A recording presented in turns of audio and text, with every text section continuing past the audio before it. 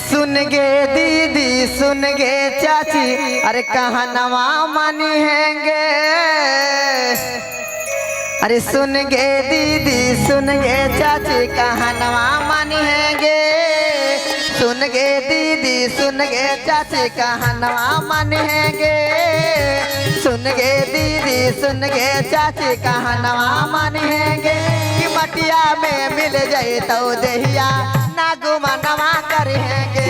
कि मटिया में मिल जाए तो दहिया ना गुमा नवा करेंगे। सुन गे दीदी सुन गे चाची कहाँ नवा मानेंगे। सुन गे दीदी सुन गे चाची कहाँ नवा मानेंगे। कि मटिया में मिल जाए तो दहिया ना गुमा नवा करेंगे। कि मटिया में मिल जाए तो दहिया ना गुमा नवा करेंगे। जय हो।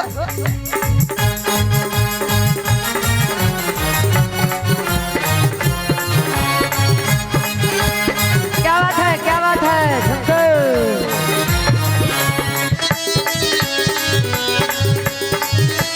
ताली बजा के दीदी चाची ताली।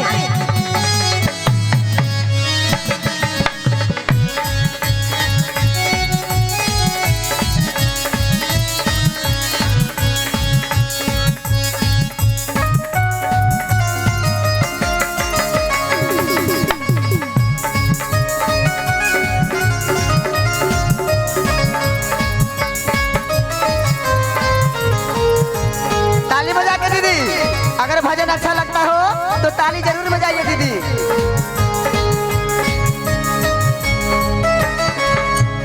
और गुरबानी क्या कहती है।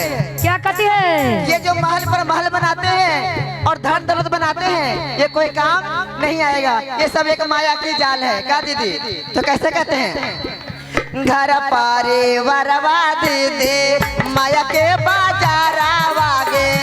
घर पारी बरवा दीदी माया के बाजार आगे। शिव गुरु के गुरु माना होई बेड़ा पारा वागे। गुरु के माना पावा वही बेरा पारा आगे। घर पारे वरवा दीदी माया के बाजारा वागे। शिव गुरु के गुरु माना होई बेड़ा पारा वागे। यही उम्र में दीदी गुरु ज्ञान माली हैंगे। यही उम्र में दीदी गुरु ज्ञान माली हैंगे। कि मटिया में मिल जाए तो दहिया ना गुमा नमा करेंगे। कि मटिया में मिल जाए तो दहिया ना गुमा नमा करेंगे। जय हो।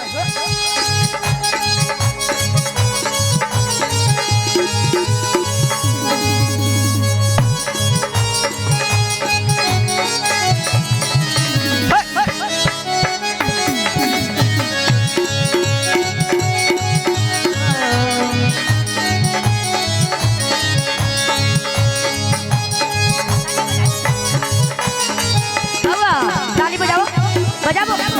क्या बात है ताली।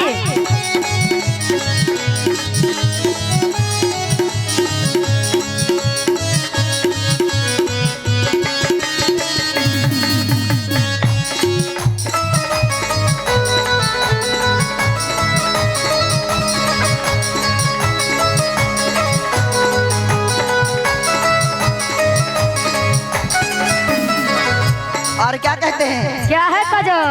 बहुत लोग कहते हैं कि मेरा जो है जो बेटा है और पति है लेकिन दीदी जब ये शरीर छोड़ देगा तब पति भी आपका नहीं लगाएगा। क्या कहेगा कि जल्दी से बाहर हटाओ महक दे रहा है। क्या दीदी तो कैसे कहते हैं और कौन भाव में। कौन भाव में। धनमा दे दे काम न आए तो उड़ी जब सुगाना मांगे। तो जब सुगाना मांगे। रथिया पर साज दे तो स्वामी दूसा माना मांगे। रथिया पर साज दे तो स्वामी दूसा माना मांगे। धनमा दीदी काम न आए तो उड़ी जब सुगाना मांगे।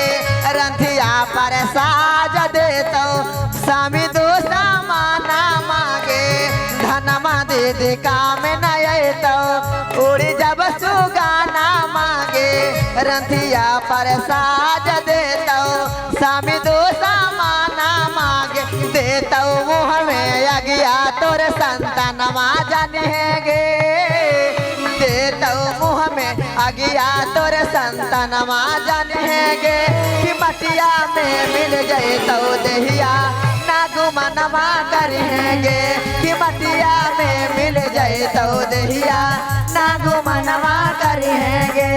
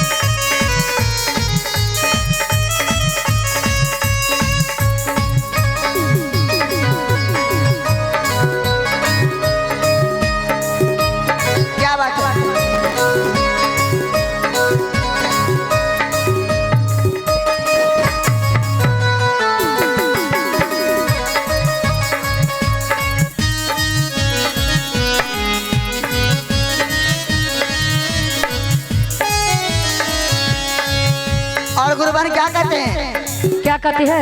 पहला में दाया मांगिहा दूसरा में चारा चागे पहला में दाया मांगी है दूसरा में चारा जागे पहला में दाया मांगिहा दूसरा में चारा चागे तीसरा में नामा सेवा मन में के खारा जागे तीसरा में नामा सेवा मन में के खारा जागे काहे का जलवा शिवा गुरु के भजनवा करेंगे काहे का जलवा शिवा गुरु के भजनवा करेंगे कि मटिया में मिल जाए तो देहिया ना गुमानवा करेंगे कि मटिया में मिल जाए तो देहिया ना गुमानवा करेंगे कि मटिया में मिल जाए तो देहिया ना गुमानवा करेंगे कि मटिया में मिल जाए तो देहिया